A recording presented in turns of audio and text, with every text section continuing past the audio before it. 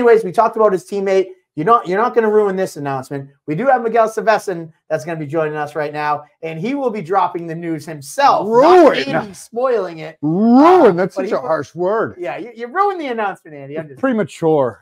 Forgive me. Mother effing Sevasin is in the house. What's going on, guys? We're doing great. I like the new setup. Looks cool. It's been a while since we had you. How you feeling? I'm feeling good, man. Feeling ready. Losing weight. Training every day, working, getting ready for March 30th. I'm excited.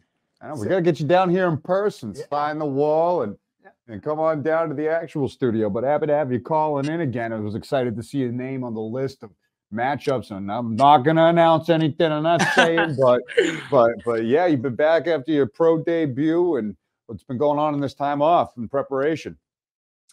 Just fixing my holes in the game, really not much, but I still train every day. Nothing's really changed much, but just getting ready, always staying ready kind of.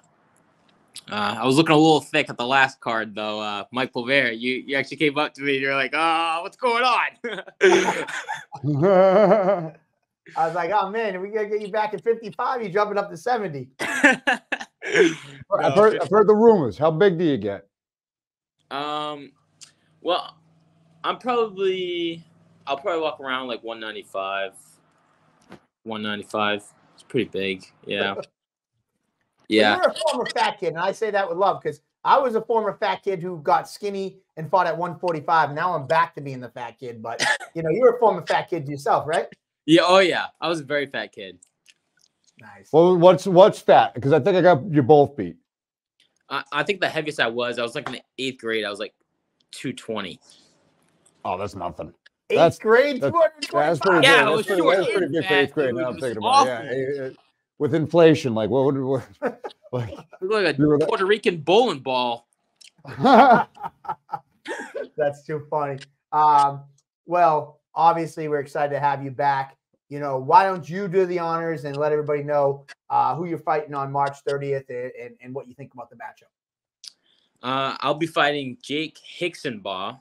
I'm excited for it. We were actually at the Tavern on the Wharf, the after party, and me and him were talking and stuff. Like, he was a really cool kid, super, like, we got along really well. And then he was like asking for a matchup or whatever to you, Mike. And then you were like, well, here's your matchup right here. And then I just looked at him and he looked at me. And then we were just like, well, we don't know. And then next like we're fighting. So that was pretty cool.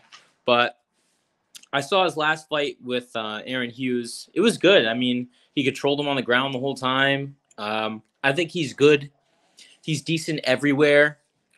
He's not great at, like, not awesome at one specific thing, whether it's striking or groundwork. So I think that if he feels comfortable in striking with me, he'll strike with me. But if he feels like I weather the storm and I'm beating him on the feet, he'll start shooting. So we'll see. I don't really watch much film on him. I don't really watch much film. I feel comfortable with this fight. It's a big jump. I think he's fought a lot of guys. So, I'm only 1-0, and I'm going to jump to a guy who's 3-2. 3-2, I think. Yeah, I was going to say that is certainly a considerable jump with the professional experience discrepancy there, but it's a commendable thing. It's a really tough fight. He's a long, lanky 55, but you're trying to jump right into the thick of the mix right there and make a run in 2024. So I love it. I love that. It's not like you were asking for that fight or whatnot, as you mentioned, and Valdina just said it got made at the tavern, so it was kind of like an in-passing thing. But just the fact that both of you guys are not saying no to this matchup, and he might have the professional experience, and he's fought at Memorial Hall a couple of times, but you came up in the amateur career at Memorial Hall and fought for amateur titles, went through 5-round wars. So do you think that kind of experience in your corner mitigates that professional fight time that he has? Yeah, I think he has the more experience, but I think that I fought tougher opponents in my amateur career. Like, I fought a Ohio State champ wrestler, beat him, fought a jiu-jitsu kid, fought a Sergey, who was beating everybody in the first round, went 5 rounds with him, lost by a split decision. Like I'm really comfortable with Kyle Pufal. Everybody knows Kyle Pufal. So like I think that I'm already battle tested for this fight. So I'm good. I'm like just ready now. It's just like fixing the little holes that I have come fight night, and you know there it is. I'm gonna display what I've been working on. So Aldina mentions taverns where the fights are really made. I'll be quite honest with you. I don't even remember that interaction because fight nights are just such a blur to me. Like we're hanging out, we're just having a good time, and like I probably said it in passing. I don't even remember that. I don't even remember saying that to you, but it's kind of funny that you don't remember that, dude. You know how many people I say to people half the time? I'm like, hey, you should have been at the last show. They're like, Mike, you shook my hand and told me how happy you were to see me at the show. And I'm like, dude, I don't remember. I say so many people, so many interactions. I totally forgot. You know, the main reason why I thought Hixenbaugh, because obviously he just had a great performance with Cage Titans. I know you've trained and, you know, with Aaron before and things like that. And I'm like, you know, you guys are both hungry, young up-and-comers, both not afraid to fight anybody. You mentioned your amateur career. Hixenbaugh had some tough fights in his amateur career. I was just like, man, this fight is just – it kind of just felt in my lap. But now it's kind of funny because maybe subconsciously it was still in my head from the after party. Yeah, it must have been because I was actually walking up to you and he was like, "Oh, who I want another fight for March card." And then you pointed at me in the direction. You're like, "There's your fight right there." And I was like walking up to you to say hi. And I was like, what's up? I gotta say, I love your Pulvera impression. I was just gonna say my voice is perfect. Fucking great.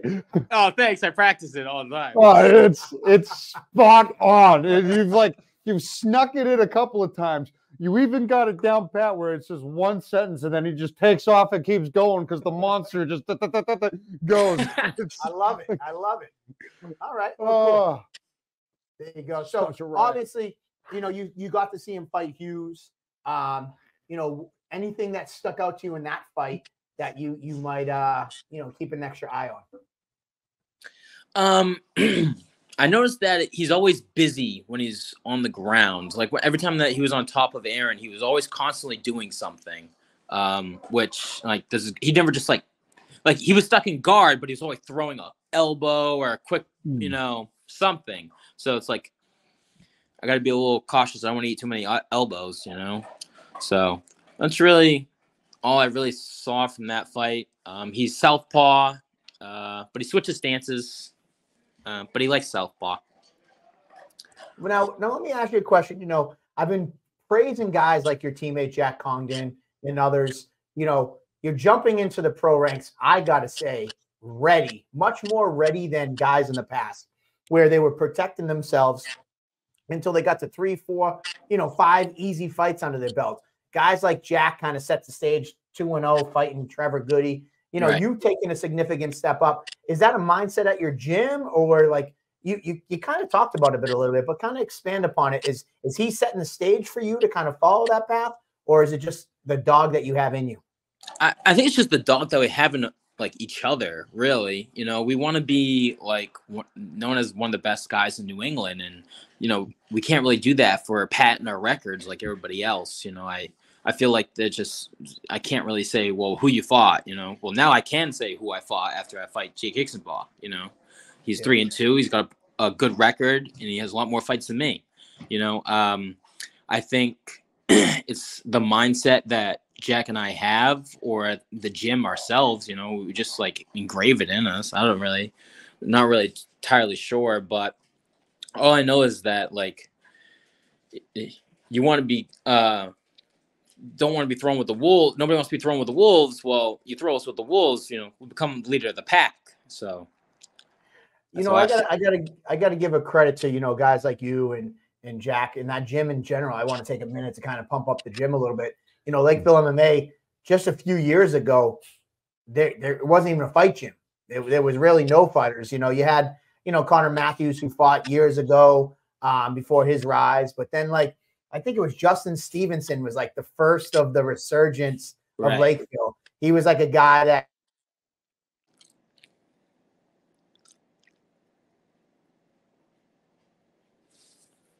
Xavier Cardona was like the next guy, Right. and you and Jack, and it's just like, what's going on over at Lakeville? Like you guys, 3-4 years ago, you guys weren't even a fight champ, and here you are. Jack Congdon, one of the top welterweights. You're really making your splash. What's going on over there? I can't tell you our secrets, guy. What are you doing? Can't let everybody know. Yeah. Well, come on. Is it the belt ceremonies where you guys like beating each other up in the sand? No. That's just a tough belt test. No, that's crucial. But I'm not sure. We just have a bunch of good kids, and like Carlos Lozoya, he's coaching now for at our gym, and like People's Jiu-Jitsu is going through like the roof good. He's such a good coach, man. Like all the kids, all the grown-ups and the people my age, like everyone's getting so much better just because like he's working more fundamentals. Like, I feel like people are skipping the little things, the little details, and he takes pride in that, and it's just a lot of fundamentals with him. And then also I've been working a lot with Forge Jiu-Jitsu with Matt Waddell and down there. So he actually helped Sergey for his camp, but now he's helping me. So funny how the community intertwines like that. Yeah, he's awesome though. Aaron Hughes said you're about to avenge his ass. There you go. Maybe get some work in with Aaron for this fight. Give him some get some inside pointers. Yeah, we talked. He's on vacation right now, getting fat. I saw him eat some cheesecake or cake or something. So I don't know. No more cheesecake for you. Can't have no 195-pound Miguel for the next month. Nah, yeah, it's awful. So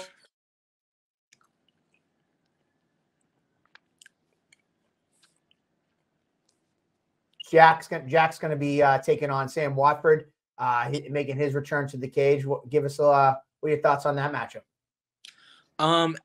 So that Jack and I like live in the same house now, right? With a roommate of ours. I did not know that until I think one of you guys posted today about cleaning on a Sunday. Yeah. Jack's tagged, so I was like, I wonder if they're roommates now. Yeah, we live together now, so we all live in the same house and stuff like that. So we watched some film together and stuff. I've never really watched film, but we did that together and really laid out a plan set kind of together. But so it's really cool. We build off each other like that. But I think Sam's a good test, especially because Jack missed a couple of cards. So he's coming back, and now he's got to Sam Waterford's beaten some good guys, and he's also fought some good guys. So I think this is a good matchup for Jack when he comes back. And but I think just like Jack and his mindset and how tough he is and how good he is, he's just a freak of nature. He'll beat you in the first. It's honestly, it's not gonna be a good night for him for Watford. Wow, really selling that fight for us, Miguel. Good job. Sorry, but I'm just telling you. You talk about that you don't watch tape, and now you're sitting down watching tape with Jack. I got to say, I envision Jack the total opposite of that. Jack's watching. In my mind, Jack's watching the tape 100 times, taking notes. Is that an accurate percent? Oh yeah. Not me though. I'm just like, fuck it, just put me in there and we'll see what happens. Well, all right, so you guys are two sides of a coin there. Yeah. Oh yeah. All right, so this is always fun, and we're gonna have Jack on another time. But with my last question about Jack, now that he's your roommate, the big controversy is his nickname. All right, so he's had so many nicknames. What is your nickname for him? I liked. Someone said Jack the King Congdon. I liked that. Okay. I like that a lot. Jack the King Congdon. I kind of like Gentleman Jack. That was kind of my favorite. Yeah, so far. yeah. That's just not tough though. I don't know. I'm not trying to. I agree with him. He was like, that's just too corny. You can't pump him up. But the King Congdon, that was kind of nice. All right. And refresh I everybody on your nickname. I gotta say, his is Miguel's is among my favorite. Where did this nickname came from?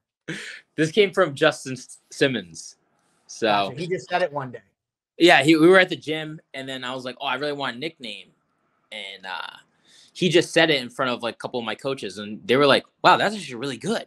And I was like, "Yeah, I like that too." And then we all like made it just that day. It was like right before my fight too. It's Mother effing Sevasin. Yeah, it's nice. It rhymes. Mother effing Sevasin. Oh, there you go. Well, hey man, I wish you all the best in training camp. I'm super stoked. It is a lot of fun. It's good. Mother effing. Are you a fist bumper with Andy? Do you do the fist bump? Yeah, I do the fist bump.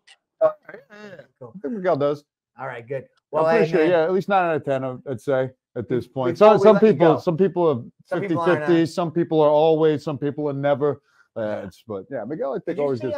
was it Bruce Buffer? He went like forehead to forehead with somebody? Yeah. That hasn't happened yet. That was intense. I was like, oh, that's I gotta step my game up. That's a little weird. But anyway. Well, if I think about it, I'll do it.